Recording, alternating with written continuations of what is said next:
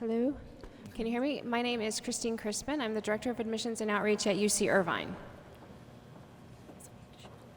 And your mission, I think. School mission of the school. Our mission actually is very simple. It's Discover, Teach, Heal. And we are looking for people who are community-oriented, that want to come back, give to the community at large, as well as the community within the school. So that's probably one of our biggest pluses, is that our students really are oriented toward giving back. They take care of each other, they take care of us. I mean, I wouldn't do half of what I could do without our students that are there to help us. And then they also have a huge belief in going out in the community through our outreach programs that we provide. So that's probably our biggest strength, is the students and the mission of Discover, Teach, Heal. Good morning, everyone. Hi, I'm Cunningham with the University of Arizona College of Medicine in Phoenix. I'm Assistant Dean for Admissions and Recruitment, and you'll hopefully hear similar missions, and I'll just give you a little snapshot of downtown Phoenix being one of the nation's largest cities. We have a tremendous need to find students that are willing to really understand disparity, health disparities in a community, primarily Latino, Hispanic community in the southwest corner of the state. We're faced and plagued with diseases that, with prevention, we could really make a big impact. So we're looking for students that have that community spirit, while at the same time understanding the needs of a very diverse population. So to do that effectively, we need a very diverse student body that can teach one another different cultural perspectives and cultural sensitivities. Good morning. My name is Neal Schiller. I'm the Senior Associate Dean for Student Affairs at the University of California, Riverside School of Medicine. Our mission is essentially to improve the health of the community that we serve.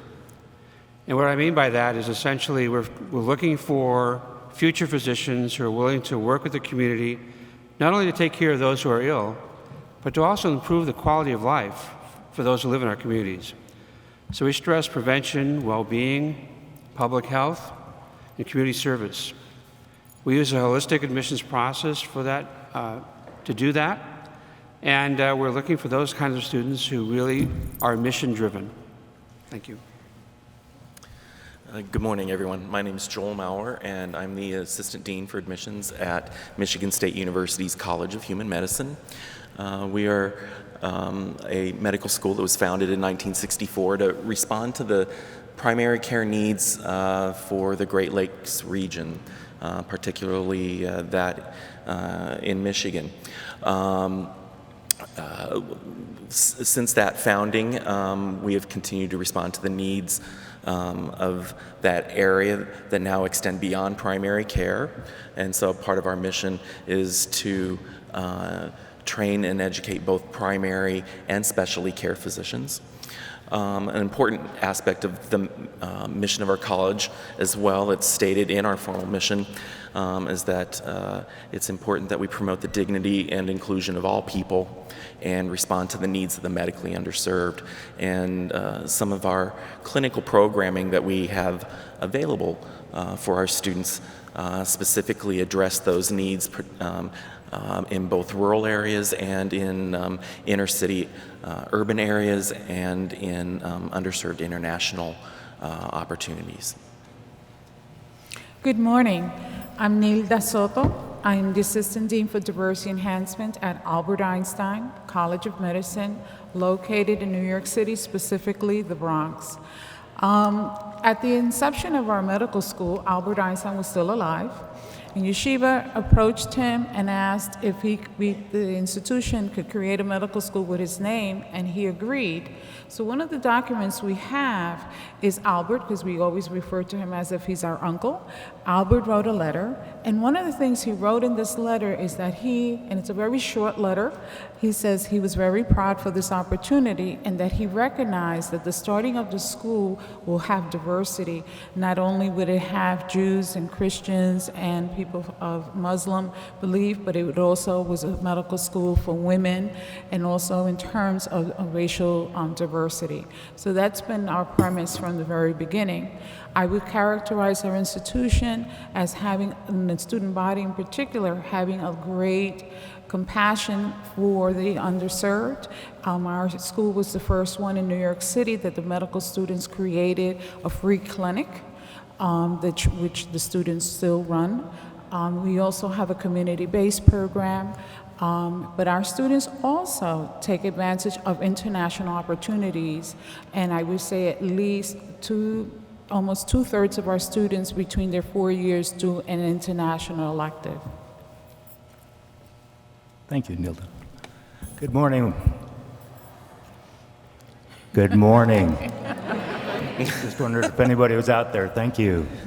My name's Doyle. I'm the director of UCLA Prime, which is one of the unique efforts across the country to draw upon what these other schools are talking about. The California legislature decided that when all schools were asked to increase their numbers, the California schools would increase by 10%, but that 10% would be targeted toward underserved and disadvantaged communities. And so UC Irvine came on and focused on the Latino community. San Francisco came on, focused on urban underserved. Davis came on, focused on rural. San Diego came on and focused on health equity or border health. And then UCLA came on, and we were the last. But we had ties to the Drew program. And have had ties for 20 years, which works significantly and with powerful impact on the South Central community of Los Angeles. And so we were looking to move a little bit beyond and a little bit different, and we focus on leadership. Now, the Prime programs at each of those schools are 5-year dual degree programs where the students enroll in medical school and then complete a master's, generally in public health, oftentimes in public policy or business administration. But in our program particularly, and ours is different in that we have a separate admissions process for UCLA Prime, you can't get in unless you have a stated commitment to the underserved and experience with the underserved. Now, it's interesting, I want to hear from the other medical school deans, but I read all the experiences. And it's always interesting to me where somebody's real commitment to underserved starts in July of the year that they're applying. So we're looking for something beyond that, and I think we all are. This is a wonderful opportunity, so thank you very much. Good morning. My name is Elizabeth Wilson-Anstey. I'm Assistant Dean for Student Affairs at Weill Cornell Medical College, which is located in New York City. I'm on the Upper East Side of Manhattan. The mission of the institution is centered around patient and patient care. And in order to do that, there are 5 renowned research institutions that help in that mission. Weill Cornell Medical College, of course, New York Presbyterian Hospital, Memorial Sloan Kettering, Hospital for Special Surgery, and the Rockefeller University. So there's patient care, there's research. Our curriculum is about a third problem-based learning, so students are learning as they go through the basic sciences. They are also seeing patients, and they're learning in small groups. We have a very vibrant international curriculum. A number of our students do go overseas. Students have the opportunity of graduating with honors in service. That means there's a lot of service students do once they get there. Also in honors in research, and you don't have to do MD, Ph.D. in order to get honors in research. So the main thing is patient care. It's a research-based institution, and we have a very diverse student body, and it's been diverse for many, many years.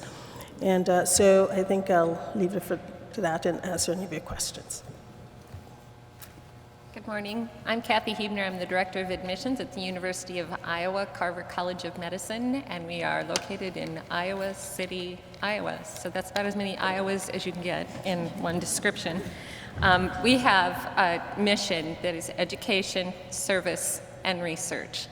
And the Carver College of Medicine, along with the PA program, the PT program, public health, pharmacy, nursing, and dentistry, all together, along with the University of Iowa hospitals and clinics, make up University of Iowa Health Care.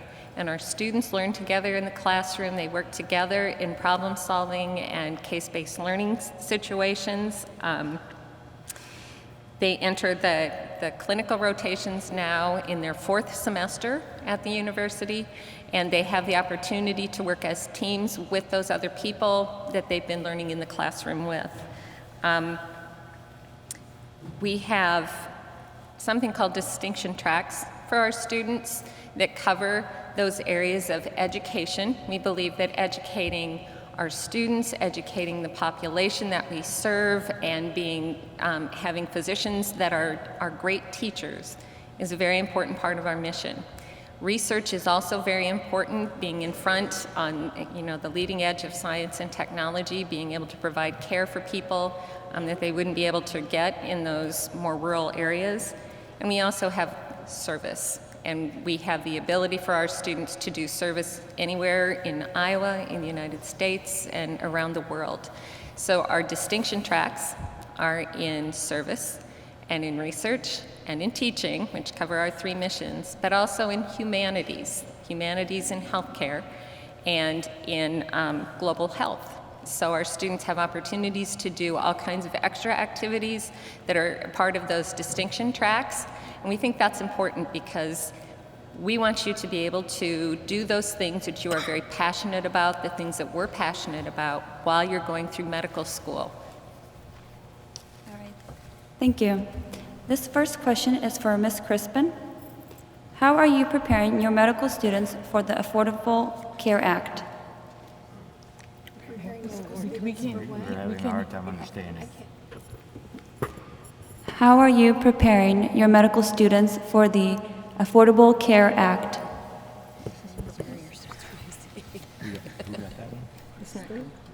How am I preparing my students for the Affordable Health Care Act? Yes, for the new health care. Okay, to be very honest, that's not at all my role within the university because I'm bringing them in, but I do believe that we are very aware of that. I know that we actually talked to them about that during the admissions process. We want to get their opinion. We want to find out where they are, what their understanding is. And I think right now it's just a knowledge base and finding out what's going to happen. I don't know that I know enough about it to be able to answer that clearly. All right, well, thank you. This next question is for Ms. Cunningham. What factors should I consider before delaying my application and pursuing a post-bac or summer medical program? Well, why would you delay, tell a student not to go do a post-bac? Sorry, we're having feedback issues up here. Yeah. So thank you for clarifying. So there are often times it makes a lot of sense for a student to take a year off. And for very good reason, medical schools find, for those students, I think we find those students to be very attractive. So long as you are engaged in that year off, this is not a year off. This is a year to develop, self-discover, become more aware of your strengths, but more importantly, become aware of your weaknesses and do something about those weaknesses. For some students, academic portfolio may be conceived or perceived as your weakness. So you may, for all really good reasons, go to post-bac programs that further develop your base, your foundation in basic sciences. That extra work will pay off in dividends when you're a medical student. You will find yourself often being the one that your classmates will go to for extra help. You will be the one that's sought by your peers for extra tutoring in biochemistry or whatever concept, science concept that the other students are struggling, that you spend a little extra time. So it's not, in the eyes of a medical school admissions process, taking that year to develop your weakness is a sign of maturity as a sign of readiness. It is a sign that you have remained dedicated, motivated, and persistent to get where you want to be. So in academic area, it makes a lot of sense, but the second half of that coin for some students, that academically you're strong because you didn't have, that's kind of your primary focus during your 4 years of undergraduate education. So maybe you're a little slim on worldly experiences. And for those students, it makes a lot of sense for you to take some time to become more invested in your community. Not necessarily leave our country and travel the world. I think there's a lot you can see in your very own backyard and make a big difference in your community. So if it's experience or academic, all together, taking that year off will develop your character, and that's the third component to the admission process for Phoenix. Having the academic readiness, having the experience, know what you're getting yourself into. But thirdly is having the character of a future physician, someone that is compassionate, kind, willing to give back to his or her community. And through those experiences, through post-bac programs, you develop that character without recognizing it even, perhaps, but you certainly become more aware of who you are to engage in medical education. Can I just add, meeting a few of you who are a bit older at the recruiting fair yesterday, all of that holds true. Some of you may be career changers, some of you because of different obligations and responsibilities, put off going to medical school, but now you are engaged in your education. And part of your homework would be is to look at institutions, and most of us will give you a range of what the incoming class, if there is an institution that is receptive to a little bit older adult learner who's going to start medical school. Would any of our panelists like to elaborate? All right. This next question is for Dr. Schiller. What are the most important qualities that you look for in an applicant during their medical school interview? So the question is, what are the most important qualities we look for in an interview? Is that correct? Yes. Okay. So at Riverside, we use the multi-mini interview process. And if you're not familiar with that, that's a series of short 8-minute interviews on specific prompts or questions. And the way that we use that process is essentially to gather information about values and character traits that we believe are essential for fulfilling our mission. So we're looking for students that have a great interest in community service, that are interested in working with medically underserved communities, that have leadership skills, that have strong communication skills, interpersonal skills, and are able to talk and articulate clearly when prompted with something that they perhaps may not have thought about before. So all of these skills, I think, are very important to enhance the doctor-patient relationship, and also for us to determine whether there's a true sense of community service and the implication of practicing in our communities. So for our mission process, the interview is to do essentially that, to gather that kind of information. Would anyone like to add? I would just say at Michigan State, we also use a multiple mini interview tool to gather information. And just to sort of add what was already said, I think one of the most important things about that interview is, at least for our point of view, is to actually gather as much information about you with regards to your personal characteristics, with strong emphasis on compassion, cultural sensitivity, maturity, self-awareness, ability to stay calm at times of stress. Those sorts of things, I think, are really important for you to be able to think about as you're doing this type of an interview process. I know out here in California, there's a lot of the multiple mini interview being done.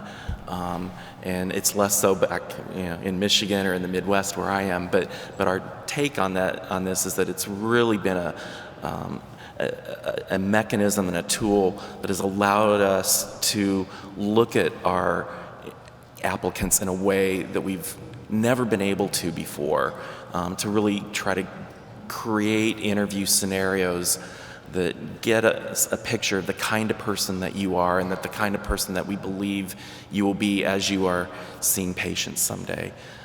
So for those of you who will be interviewing with that type of interview tool, really think about that process in that mindset. Know that we're looking in many ways for what sort of characteristics you have that are consistent with being a caring, compassionate physician that is going to be culturally sensitive. But, excuse me, we use it as well. But one more thing is to be real. Don't come in and try and imagine what the answer is we're looking for, because it's really not there. We're not looking for a specific answer. We're trying to understand how you reason, how you think. And if you're trying to fake it, you're trying to be somebody else, you're trying to be somebody you think we want, you're probably going to be wrong. What we want to find out is how you think, how you respond, how you are compassionate.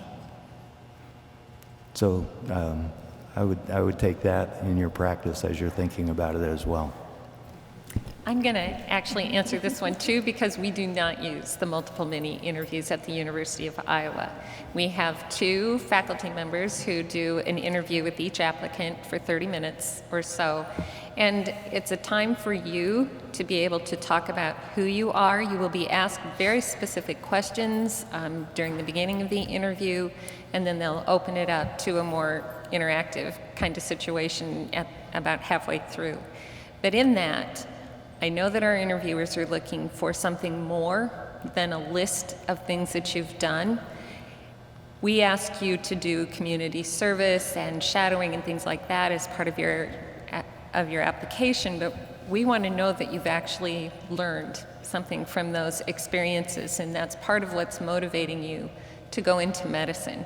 So our interviewers are looking for compassion and altruism, but also insight into who you are and what it is that you can bring to medicine as you're going through that interview process. We also have a case-based learning session that goes along with that with the other students that are there for the interview that day. It's a lot of fun, but it's our opportunity to see how you interact in a group setting as well, going through a case-based learning. And what we're trying to get from that is to show you that everybody in the room has some knowledge that's going to move the group forward, and that no one person is going to be able to get the whole group there.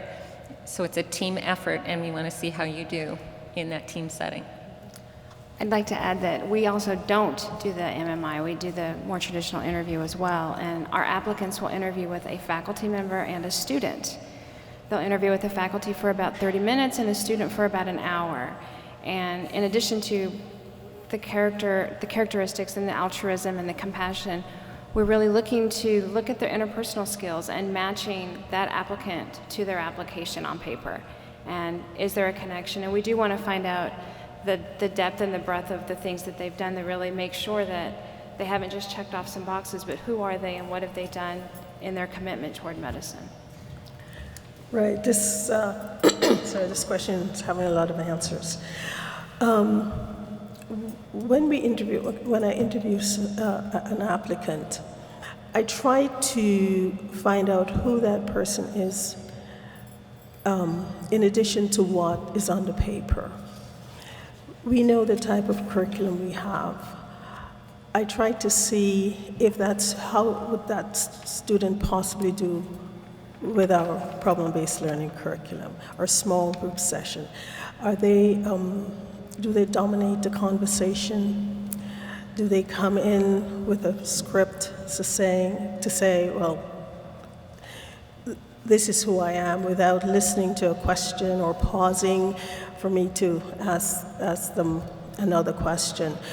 So if you are offered an interview, consider that you have one foot in the door, All right, so we're just trying to get a closer sense of who you are. Are you the same person that's on the paper? How do you interact? What type of person are you? Would anyone else like to add? All right, thank you. This next question is for Ms. Soto. How does your school work with underserved communities? How does your school work with underserved communities? Oh, is that a gift question?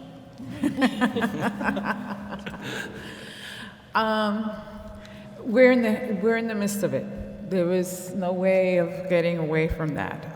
In my introduction, I mentioned that our students were the first ones to create a free clinic in the city. It's in the South Bronx. The Bronx, where we're located, was the first borough in New York City to be non-white. We have a larger Latino population, and Latino, you name the country, we have them. And next, Black. We also have underserved community like the Albanians. In my neighborhood of the Bronx, we have the Russian compound. So our students train in a variety of settings. They are involved with 2 city hospitals. One of them is like almost practically right on campus. Unfortunately or fortunately, the Bronx is one of the boroughs or one of the areas in this country where people are underinsured, who are unemployed or unemployed and underemployed. So our student body has a constant awareness and interaction with individuals in terms of the community. But there's a lot of interest and compassion because, as I mentioned, we now have a program of community-based learning, and it runs the gamut. These are student-run organizations. There's at least 10 of them, and they run everything from working in a homeless shelter, also working in a methadone clinic, also working in the neonatal unit, and also they do things like in the peds clinic, they go and have, interact with the young patients who are hospitalized. So we're very much committed to the underserved. Einstein was also one of 4 medical schools in the country to be selected for SOL, the study on Latinos. So there's an ongoing research project that just got renewed looking at the healthcare issues of impacting Latinos. So there's tons of stuff. So at the University of California, Riverside, like most medical schools, there's a student-run health clinic. But this year, our first year opening of the medical school, we have a new program called LACE, which is a longitudinal ambulatory care experience. And our goal here is to place every student in a small group, multi-specialty group, working with physicians, nurses, and the healthcare team to start taking care of patients during their first month of medical training. They're working in communities, many in clinics, many in small groups, where they get a chance to actually work with the patients we've been talking about. So for the Riverside program, working with medically underserved communities is part of the training that begins the first month of school. They will spend 3 years in this experience, following patients over that 3-year period, doing a variety of projects with those patients in those groups to learn more about how the health care is being delivered to these populations. This is critical for our mission, and we think it's critical for our educational components. Okay. At Weill Cornell, we have a very vibrant student body committed to serving the underserved. There is the Student National Medical Association. Some of you are nodding, yes, you're familiar with that. The Latino Medical Student Association, the Native American Student Association that started this year. So our students do quite a bit to come in with passion and compassion, and they continue to work by developing programs, community service programs for young folks in the community. How many of you have heard of HPREP, Health Professions Recruitment Exposure Program? Anyone? Okay, these are high school programs run at medical schools, and it's through SNMA, and it started at Weill Cornell Medical College by one of our med students. We have quite a number of pipeline programs from elementary school all the way through college. There's a Traveler Summer Research Fellowship Program for pre-medical students. There is the Gateways to the Laboratory program for students who are interested in MD, Ph.D. And also in terms of the percentage of students underrepresented in medicine, currently is about 19%. And it's been consistent. We've had a very good percentage for a number of years. All right, thank you. Would anyone else like to add? Sure. Yes. Our prime program, and I'm real lucky to work with the students, because what we do during our pre-matriculation program is we invite the students in, and on the second day, we tell them that they have to create a project that works in the community. And they have to design it, implement it, and evaluate it within 3 weeks.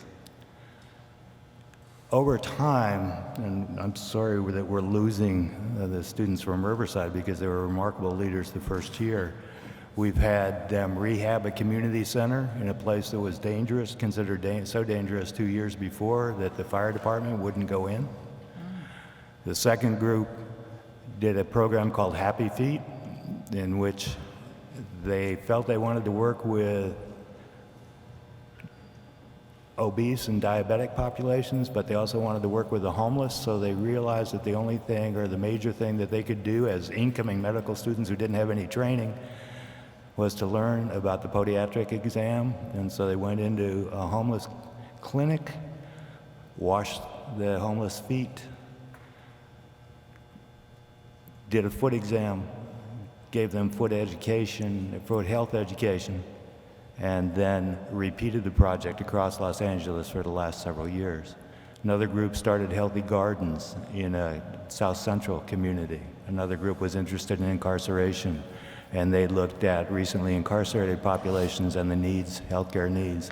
Another group looked at day laborers and decided that in part of what they needed was a better understanding of health, healthy eating, but also exercise. And we have a young woman who is the basketball player at our school who has been involved with the 1-minute recess and has everybody doing exercises from the workers that they have in the community to the administrators in our hospital.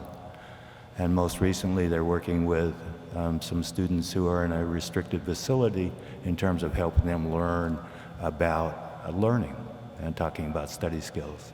So we're very lucky in that I suggest that they start on a program and then I leave. And we see what happens. I was going to add one more thing with regards to the concept of medical schools helping to train for underserved. I think here in the United States we have lots of definitions of what constitutes underserved. And being someone who's from the Midwest and works for Midwest University, some of the underserved that we help train students for is the rural underserved. Okay, and so I'm hoping that that might resonate with some people who are here today. At Michigan State, we do have specific programming in the clinical years that actually place our students in rural, medically underserved, doctor shortage areas where they learn medicine in those environments. So just to sort of add to the line of thinking with that question, that there are many medical schools whose function is to contribute to rural underserved as well, and most of those schools will have specific programming or programming options for students who are interested in the rural, medically underserved. All right, thank you.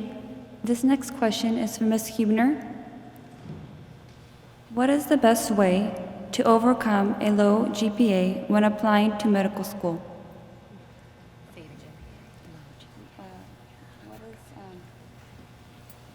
the best way to overcome a low GPA when applying? Okay.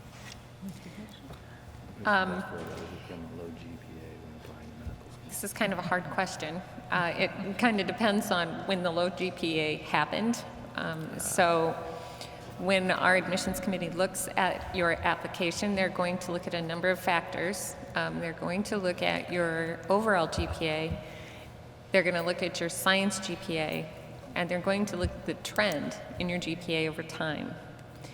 Now, we also know that if you have taken post-bac courses, and sometimes your overall GPA is a little hard to pull up when you've got 130 hours already as an undergraduate and you're trying to take post-bac courses to raise that. So I'm actually able to sort through my database and find the people who have done post-bac work. If you are in a post-bac program, but you have not yet received any grades and you really just started the post-bac program, it's probably not very helpful to us if you apply during that time.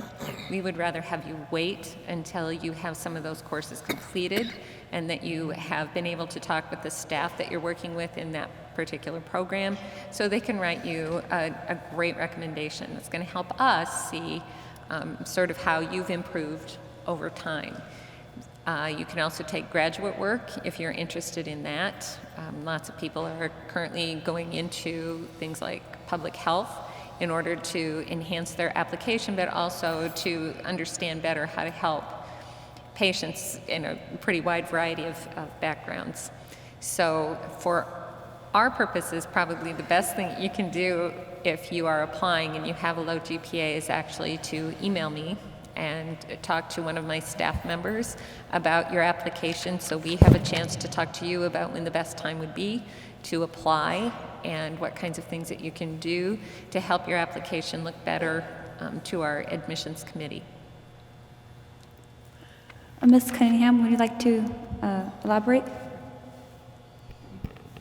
It's important for you all to understand that your definition of a low grade point average may be very different than our definition of a low grade point average. It's disheartening to hear students say, I have just a 3.6, I don't think I'm competitive. So when you look at range and when you look at medical schools, ask the question, not the average, but rather the range in each of the class. We love to share those data points with students to give hope and to inspire students that while academic is your path, you have to own it. You heard the previous speakers say, don't say that I have a low grade point average and think that that's going to get you into medical school, but understand what was the cause, where were you weakest in your undergraduate years, and then to overcome that, share with us what have you done to really learn from that experience. There's something good from having struggled in a biochemistry class. That sounds a little strange to say, but you've learned better study techniques. You are more self-aware to the type of notes, and are you an auditory learner, visual learner? You figured that out.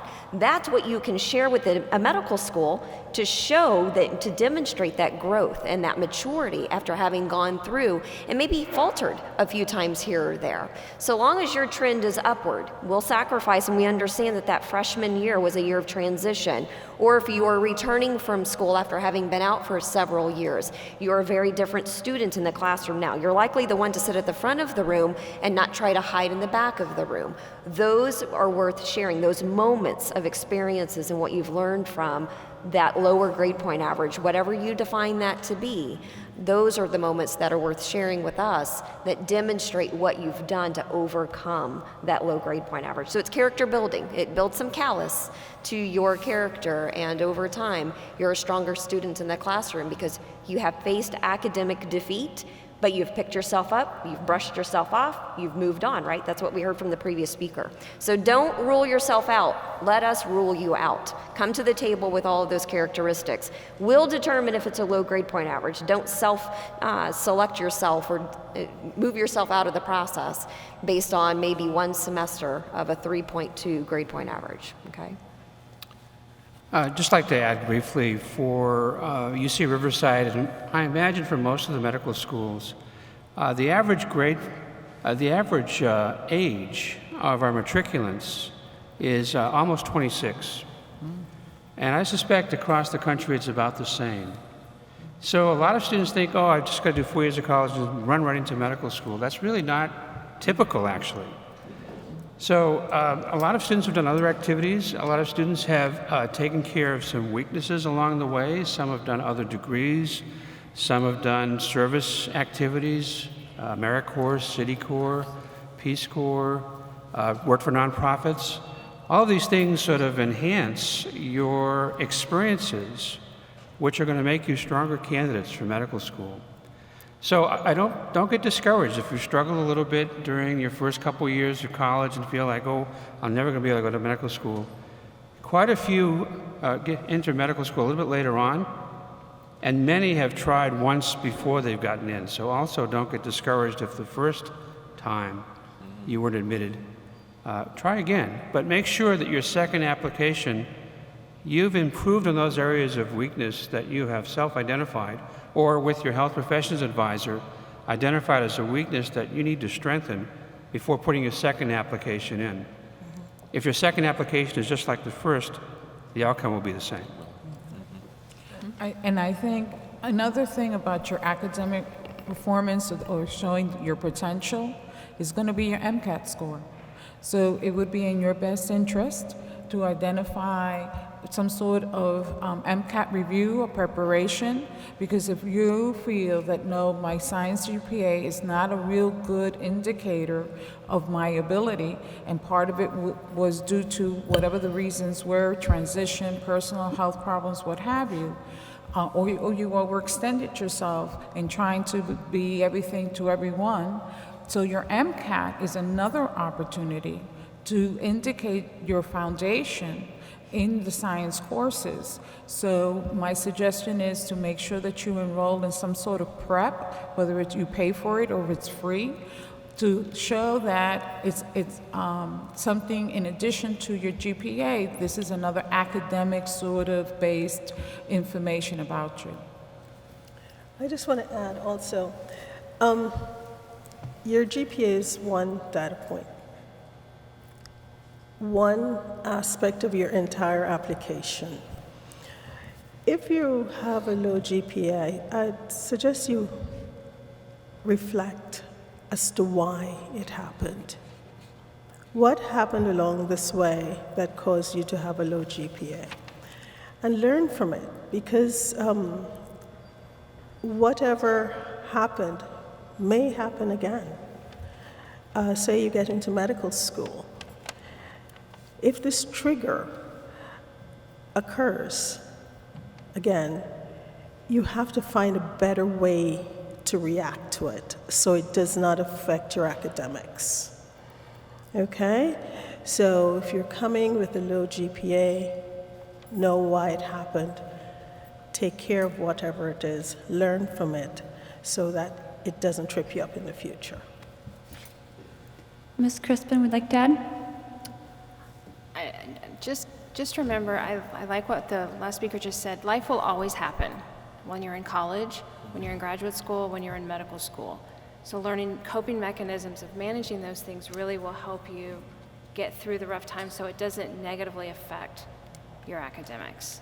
So always keep that in mind. Unfortunately, life doesn't stop happening just because you've decided you're going to be a doctor.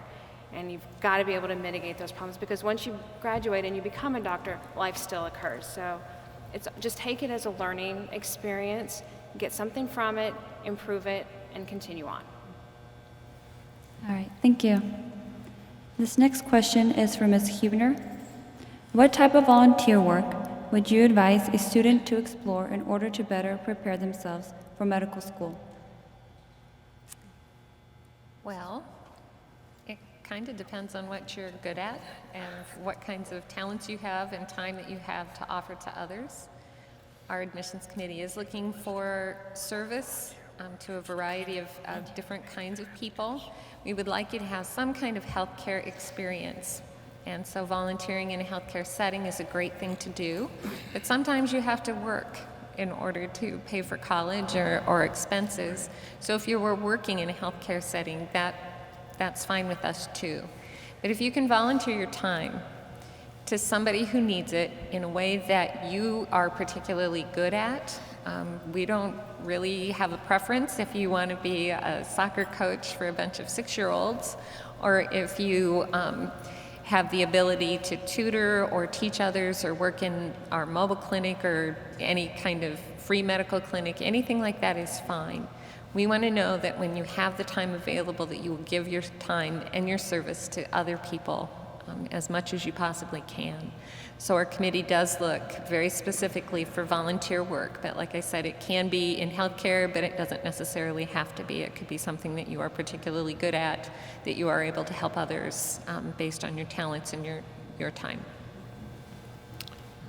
So at UC Riverside, what I tell my students is that choose an activity and do it well. Make it meaningful, make it count.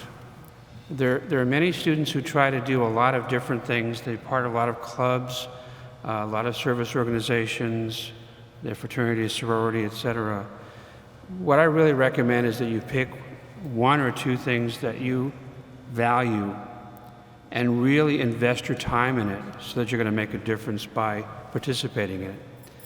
That's so much more meaningful because we're looking for individuals who really have a commitment to something and follow through. So take a leadership role in one of these activities and work in it long enough to have made a difference. And if possible, have a letter of recommendation from that particular organization or group that you've worked with that talks about the character and the commitment of time you've invested in that. That's much more powerful for us on the admissions committee than having someone who's been through 10 or 12 different activities, who've been a member and they just attended things, a little volunteering here, a little clinical there. Really pick things that you're going to invest your time and effort into. That makes a difference. I just wanted to add, find something you're passionate about. What is it you want to do? What is it you want to learn about? What is it you want to participate in? And let that shine through when you put the application together. Like Dr. Schiller said, if you're doing multiple things, drive-bys where you're 1 month here, 1 month here, 1 month there, Drive-bys, yeah. you don't get invested in that, and they don't get invested in you. So pick a few activities, get invested in them, be passionate about it, and don't just check off a box. What is it you want to participate in? That's clearly going to come through loud and clear on your application. Just a couple things. One, we're not really looking for educational tourists. So people who go to Peru 1 year, Thailand the next year, Angola the next, and talk about how meaningful not only has that been on them, but it's been on the communities they've gone to. That's not how it works. You build a relationship, which is what people are talking. But another question is, to be honest, I don't know what people are seeing in terms of the numbers this year, but people are putting down that they have experiences that started in June of 2013, end in June of 2014, and they are going to put in 999 hours doing that. Well, most of that time has not occurred yet. So putting down that you've put in 999 hours, which is 24 weeks, is not likely to have happened. And I'm seeing way, way, way too much of that. I tend to look at the numbers, and when I see somebody's working 168 hours a week, it makes me a little bit skeptical. So one of the things, be careful and be a little bit honest. Actually, be a lot honest. Be a lot honest. Yeah. Anyone else would like to add? All right. This next question is for Dr. Maurer. What is your view on retaking the MCAT? View on retaking the MCAT? Well, I think.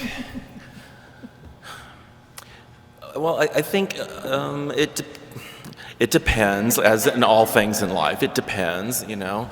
At Michigan State, we have some internal data that suggests that if you at least score 8s on all the sections, at least with our curriculum, that is evidence that would be supportive as an applicant that you would be a low-risk candidate as far as not being able to get through our curriculum. So, as I usually tell people, when I give talks about this sort of thing, I say, at least aim for 8s scores of 8 in all of the individual sections, including verbal reasoning. Okay, we actually have data that correlates verbal reasoning MCAT score to problem-based learning within our own curriculum. So, you know, if you have section scores that are lower than 8, and you know total MCAT of less than, you know, if it's sort of in that 24 to 26 range or less, I mean, you may want to think about retaking it, but again, you know, it is one piece of that entire portfolio that you're presenting. Okay, so you know, I think it's an issue of looking at what other things that you have strengths in your application, what is it else that you're bringing to the table, because you know, if our committee thinks that you are an incredible, awesome mission fit for us, they sometimes are willing to forgive, should I say, for scores that you might be perceiving as being non-competitive. Okay, so you know, aim for 8s, and if you get scores a lot higher than 8s, then awesome, good for you. So. Okay, I'm going to answer it a little bit differently.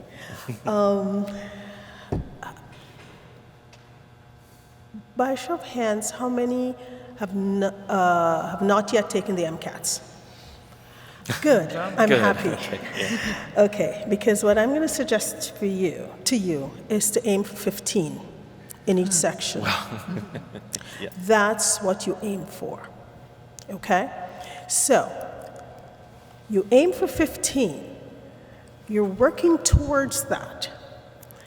Your steps along the way will, or they should, guide you to that. There's nothing wrong in aiming for the highest, and you should. Whether you attain it is a different story, but aim for the highest possible score you can get. Aim for your 4.0. Why not? Okay? Medical school is not a walk in the park. Okay? So I would say get into the habit of churning now. Prepare for the MCAT. I tell students in the workshop I did yesterday, preparation starts from the first time you take a science class. That's when you start to prepare for the MCAT. Okay? So just kind of focus in that sense. Just science, the things that you're learning is not lost. All right? So please prepare. Some students say, oh, I'm not a good standardized test taker. Well, work on it. If you know there's certain weaknesses in that area, find help as to how to improve. Because these standardized tests are going to come back in medical school. They're going to come back in specialty training. So it's not just the MCAT, all right? So think broadly. Once again, I love to use this term. Think it's a journey, okay? And along this way, you're going to be facing hurdles, which you will overcome because you tell yourself you want to be a physician, all right? So please, aim high. Can I just say one thing, though? Be cautious when you decide to retake the MCAT. And I say use caution, and I have seen many applications where they scored a 10, 11, and 12 and decided they wanted to get the 10 to an 11, a 12, or a 15, and unfortunately they went the reverse in another of the scores. So I agree, somewhere between 8 and 15, aim high, those are great ideas. But if you aim high and you attain a strong score, maybe not all 15s, but you still attain a strong score, think really long and hard before you decide to retake that exam, because you do run the risk of lowering your score. Would anyone else like to answer the question? Well, that's all the time we have for this panel. Let's give a round of applause to our panelists.